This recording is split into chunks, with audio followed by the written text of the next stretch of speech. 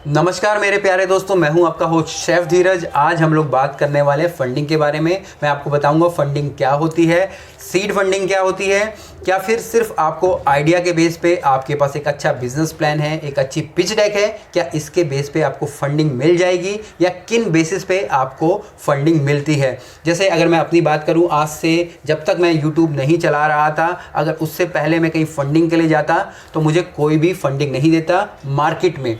पर अगर जो भी मेरे नोन बंदे थे, अगर मैं उनके पास जाता, चाहे मेरी फैमिली है, रिलेटिव है, तो हाँ वो मुझे फंड कर देते। पर इस समय में जब मैं यूट्यूब पे काम कर रहा हूँ और सब लोग मुझे देख रहे हैं, चाहे वो इन्वेस्टर हो, होटल मैनेजमेंट के स्टूडेंट हो, यहाँ में काम करने वाले, होटल इंडस्ट्री में काम करने वाले लोग हो, तो अब इस समय अगर मैं मार्केट में जाऊँगा तो मुझे फंडिंग ज़रूर मिल जाएगी, क्योंकि मेरी अपनी खुद की एक ब्रांड वैल्यू बन चुकी है। तो यही सारी चीज़ें मैं आपको एक एक करके समझाऊँगा और आपको मैं ये भी बताऊँगा कि आपको किन कारणों से आपको फंडिंग मिलेगी। सबसे पहले अगर हम फंडिंग की बात करें तो वो पैसा होता है जो कि हमें किसी भी एक स्टार्टअप को शुरुआती समय में हमें लगता है। और ये अमाउंट कुछ भी हो सकता है, वो डिपेंड करता है कि अगर आप एक क्लाउड किचन खोल रहे हो, रेस्टोरेंट, टेक अवे या किसी भी प्रकार का फूड बिजनेस। दूसरा, सीड फंडिंग क्या होता है। सीड फंडिंग वो फंडिंग होती है जो कि आपको इनिशियली लगती है, शुरुआती समय में लगती है। पहली वाली फंडिंग आप कभी भी उठा सकते हो अपने बिजनेस को आगे बढ़ाने के लिए, आगे और एक्सपेंड करने के लिए, अपनी टीम बढ़ाने के लिए, टेक्नोलॉजी ऐड करने के लिए। पर सीड फंडिंग वो फंडिंग है जो कि आपको इनिशियल बिल्कुल शुरुआती दौर में आपको लगती है।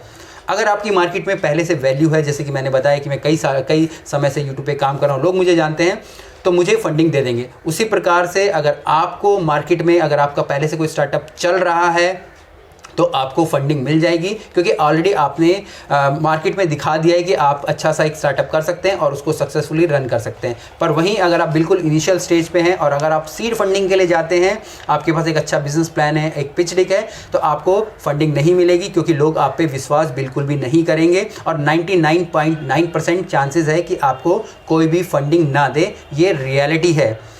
अब आपने कई सारी वीडियोस देखी होंगी जहाँ पे आपको बोला जाता है कि आपके पास एक अच्छी पिच डेक होनी चाहिए, एक इन्वेस्टमेंट प्लान होना चाहिए, तो आपको फंडिंग मिल जाएगी। पर अगर आप खुद सोचेंगे या खुद समझेंगे, आपको कोई जानता भी नहीं है और जो भी आपके पास प्लान है, हो सकता है कि आप क्लाउड किचन का प्लान को एक नया लेके आए हो कि मैं एक नई सेगमेंट में एंटर करना चाहता हूं, पर अगर आप घूम फिर के देखेंगे तो आप स्विगी और जोमेटो पे ही वहां पे कंप्लीटली टिके पड़े हैं। आपके पास कोई और ऑप्शन नहीं हो सकते। आप बोलेंगे कि मैं एक अच्छा सैंडविच के सेगमेंट में जाना चाहता हूँ, मैं एक यंगस्टर क्राउड को मैं कैप्चर करना चाहता हूं, उनको कैटर करना चाहता हूं, तब भी आपको कोई भी फंडिंग मिलने वाली नहीं है। 99.9% यही चांसेस होते हैं। पर वहीं अगर आप सीड फंडिंग अपने फ्रेंड से उठा सकते हैं या खुद इनिशियल शुरुआत कर सकते हैं, क्योंकि सीड फंडिंग के लिए इतना पैसा नहीं चाहिए होता है। अगर आप एक छोटा सा रेस्टोरेंट भी खोलना चाहेंगे तो 3 या 4 लाख में खुल जाता है। एक क्लाउड किचन खोलना चाहेंगे तो 50 से 60 हज़ार रुपये में स्टार्ट हो जाता है। मैं यहाँ पे एक क्लाउड किचन की फोटो लगा दूंगा। ये ब्रियोस क्लाउड किचन है, जो कि एक बहुत ही यंग एंटरप्रेन्योर, नंदिश है इनका नाम का, इन्होंने स्टार्ट किया है,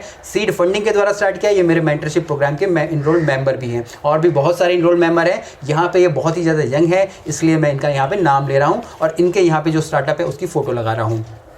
तो वहीं हमेशा आपको कोशिश यही करनी है, सीड फंडिंग के लिए आपको बिल्कुल भी पिच डेक या फिर आप बोल सकते हैं बिजनेस प्लान नहीं रेडी करवाना है, क्योंकि इस बिजनेस प्लान या आप बोल सकते हैं पिच डेक के लिए भी आपसे पैसे लिए जाएंगे और आपको इस तरीके से घुमा दिया जाएगा और कई महीनों तक आप इसके पीछे ही भागते रहेंगे और आपको लगता है कि मुझे फंडिंग मिल जाएगी। पर अगर आप वहीं देखेंगे कि अगर आप ये सारी चीज़ें आपको मालूम है, इवन अगर आप एक कंपनी भी रजिस्टर करवा लेंगे और अगर आप एक बैंक से भी लोन ले लेंगे MSME के अंतर्गत, तो आपको मिल जाएगा। तो आप क्यों एक पिच डेक के पीछे और एक इन्वेस्टमेंट प्लान के पीछे लेके लोगों के पीछे जा रहे हैं, किसी ग्रुप में भर्ती हो रहे हैं, कई सारे ग्रुप्स ज्वाइन कर रहे हैं और जहाँ पे कि आपको पैसे देने पड़े उन सबको ज्वाइन करने के लिए। और बेटर यही होगा कि आप लोग अपने खुद के स्टार्टअप कर लीजिए और जब आपके स्टार्टअप स्टार्ट हो जाते हैं उसके बाद अगर आप अच्छा काम कर रहे हैं तो आपको फंडिंग बहुत ही ईजिली मिल जाएगी। जैसे कि मैं अगर इस समय बोलूं, अगर मैं फंडिंग के लिए जाता हूं तो मुझे ईजिली अवेलेबल हो जाएगी। तो आपको भी यहाँ पे यही ध्यान रखना है कि आपको